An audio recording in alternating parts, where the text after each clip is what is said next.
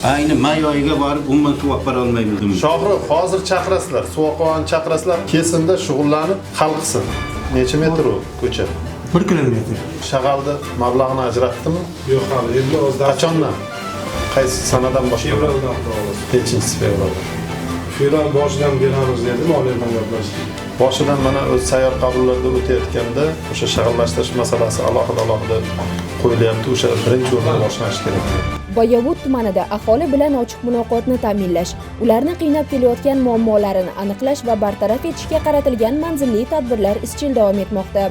Bugun tuman hokimi Niyoz Hazratqulov rahbarligida Olmazor mahalla fuqarolar yig'inida o'tkazilgan navbatdagi sayyor qabul ham ayni mana shu maqsadga qaratildi. Jarayonlarda fuqarolarning mahalla infratuzilmasini yaxshilash, bandlikni ta'minlash, tadbirkorlikni rivojlantirish, ijtimoiy yordam olish, davolanish va kadastr kabi masalalarga oid murojaatlari batafsil ko'rib chiqildi.